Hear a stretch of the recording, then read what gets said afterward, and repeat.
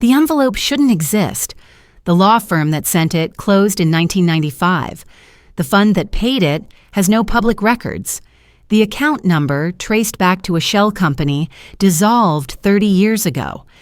Emily Williams keeps this envelope in her Bible. She's carried it for 41 years, and she's never told anyone why. Until tonight. Because that envelope contains proof of something Michael Jackson spent millions of dollars trying to hide. Not a scandal, not a secret relationship, not a business deal gone wrong. Something else entirely. Something that changed 847 lives without a single press conference, without a single photograph, without his name appearing anywhere. This is what happened to the money from Billie Jean. The money that disappeared. The millions nobody could account for.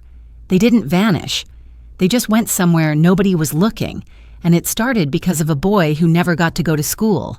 Gary, Indiana, 1966. Michael Jackson is 8 years old. The Jackson 5 isn't famous yet. His best friend Marcus lives next door. Marcus's mother, Mrs. Henderson, works double shifts at the steel mill, 16 hours a day, exhaustion carved into every line of her face. One morning, Marcus stops showing up to school. His mom couldn't afford $60 for vocational textbooks, just $60. The difference between learning a trade and working minimum wage forever. Michael tells his father, "Joe Jackson says what every poor parent has said. We barely have $60 for our own family." Marcus ends up working the same steel mill as his mother. Same grease, same exhaustion. Michael never forgets. 18 years later, January 1984. Michael Jackson sits in his attorney's office. Billie Jean has become the biggest song on earth. The royalties are staggering. Michael has earned over $3 million just from this one song, and that's only the beginning. He asks his attorney one question. Can money be donated so anonymously that even the recipients never know where it came from? The attorney is confused. Michael already donates millions publicly. Why hide this one? Michael doesn't explain. He just decides. 40% of every dollar Billie Jean earns, redirected, quietly. No foundation, no press releases, no plaques, just money moving invisibly towards single mothers, women between 18 and 35, women working 3 jobs and still drowning, women who'd stopped believing anyone cared. Within 72 hours, the first transfer was processed. $1.2 million gone, untraceable. The money moves through channels designed to erase its origin. Michael's legal team creates the Emergency Education Access Fund. Boring name. Deliberately forgettable. Registered in Delaware. Managed by a Nevada accounting firm. Distributed through regional education boards. Anyone trying to trace it would hit dead ends within 3 searches. March 8th, 1984. 80 identical letters go out. Plain white envelopes. No celebrity signature. No donor name.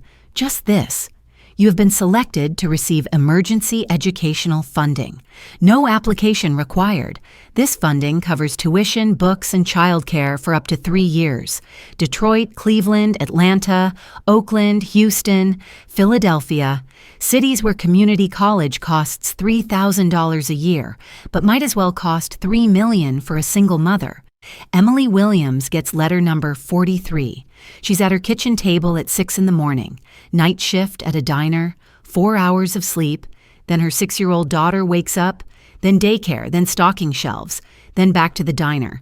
The eviction notice sits next to her coffee. Rent 12 days overdue. Emily dropped out of nursing school 8 months ago, 2 semesters from finishing. Because daycare costs more than tuition, and her ex sends nothing, and she's 24 years old and completely invisible. She opens the envelope expecting another bill. $15,000. Tuition covered, books covered, childcare covered, 3 years. Emily stops breathing, reads it again, checks the envelope for a punchline. There's nothing. She looks at her daughter's bedroom door, 6 years old, asleep. Nowhere that Emily chose between rent and her winter boots yesterday. unaware that her mother cried in the grocery store last week because she had to put back the orange juice. $15,000. Emily makes $12,000 a year, working 3 jobs. This letter is offering more than she'll earn all year to a woman nobody sees. Why her? Emily called the bank 4 times that day. She thought it was a scam. It wasn't. Emily re-enrolls that week. For 3 years, she studies while her daughter grows up in stability instead of chaos. Groceries without calculator math, heat that works, small things, impossible things. 1987. Emily graduates. Associate's degree in nursing. Hired immediately at Detroit Receiving Hospital. Night shifts again, but earning $42,000 instead of $12,000. Her daughter has her own room. When something breaks, Emily can fix it without choosing between repair and food. She becomes friends with another nurse, Angela. Same shifts. During a break, Angela mentions getting a weird scholarship in 1984. Same year as Emily, same mystery letter, same fund. 2 women, same city, same scholarship, same complete anonymity about the donor. They start asking questions. The community college has no answers.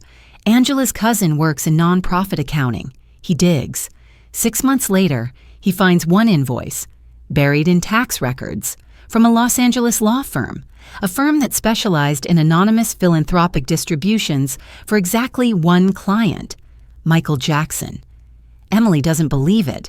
Why would Michael Jackson pay for her nursing degree? She's nobody, just a woman from Detroit who bought Thriller like everybody else. Then she remembers. 1984. Billie Jean was everywhere, inescapable, the biggest song in history, and she never knew that every time it played, a fraction of that royalty was moving toward accounts like hers, toward women like her, toward futures that weren't supposed to exist. Emily wrote him a letter, 3 pages, handwritten. She never got a response. But 3 months later, the fund received another $500,000. Emily sends the letter through the law firm, not to a fan address, to the people who handled the money.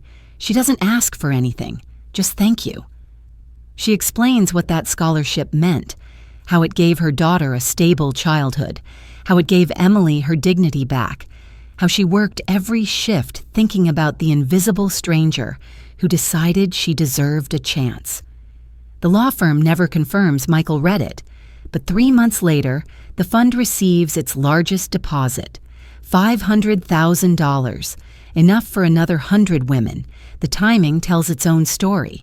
Emily never meets Michael Jackson, but she knows. And from that day forward, every time Billie Jean plays, she stops, closes her eyes, remembers what it felt like to be seen. June 25th, 2009. Emily's working a double shift, Detroit Receiving Hospital, busy night. Then a nurse runs into the break room crying. He's dead. Michael's dead. Emily knows immediately, not Michael from radiology, the Michael, the one who saw her when she was invisible, the stranger who gave her everything, the Michael, her Michael, the invisible stranger who gave her everything.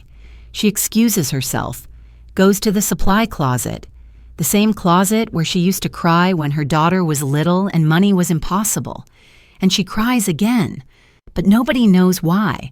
Nobody knows that every shift she's worked for 25 years exists because Michael Jackson decided a single mom deserved a chance. She goes back to work, saves 3 lives that night, and thinks, this is what you paid for. Not just my degree, every patient I've helped. 846 other women did the same. Teachers, nurses, social workers, saving lives you'll never know about. That's the legacy nobody will mention tonight. The program ran from 1984 to 1993, 9 years. 847 women received funding. Total distribution, $20,300,000. Average, $24,000 per recipient. Enough to change a life, not enough to make headlines. Most recipients never learned where the money came from. The fund appeared, paid tuition. then quietly disappeared in 1993 when Michael's legal costs skyrocketed after the first allegations. No graduation ceremony, no final letter, just silence. Emily knows. Angela knows. Maybe a handful of accountants know. The smallest circle of gratitude in the world. Today, Detroit. Emily's kitchen. She's 65 now, making coffee. The radio plays Billie Jean. Her 15-year-old granddaughter walks in, earbuds dangling. "Grandma, why do you always stop breathing when this song plays?" Emily looks at her. This kid who's never known poverty, never watched her mother choose between food and rent, never understood how close her entire bloodline came to a completely different story. "Because, baby," Emily says, "that man saw me when I was invisible." Her granddaughter doesn't understand.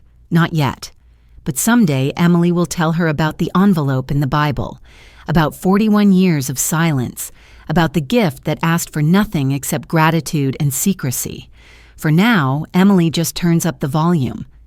Billie Jean fills the kitchen. Her granddaughter rolls her eyes. She'll understand someday, when she's old enough to know that the greatest kindness is the kind nobody knows you did. Emily closes her eyes. 4 minutes and 54 seconds. Same song, same secret, same whispered thank you. The song ends. Her granddaughter stares. "Grandma, you're crying." Emily smiles. "Good tears, baby." Always good tears. The envelope. Still in the Bible. Yellowed. Faded. Proof of something that technically never happened. A scholarship from a fund with no records. Money from a man who made sure nobody could connect his name to it. Sometimes the greatest acts of generosity are the ones that never make the news. The scholarships with no donor names. The doors that open for no visible reason. Michael Jackson gave the world Billie Jean. But he gave women like Emily Williams something quieter. Something that mattered more than any #1 hit. Proof that invisible people matter. How many other secrets like this did Michael take to his grave? Comment below.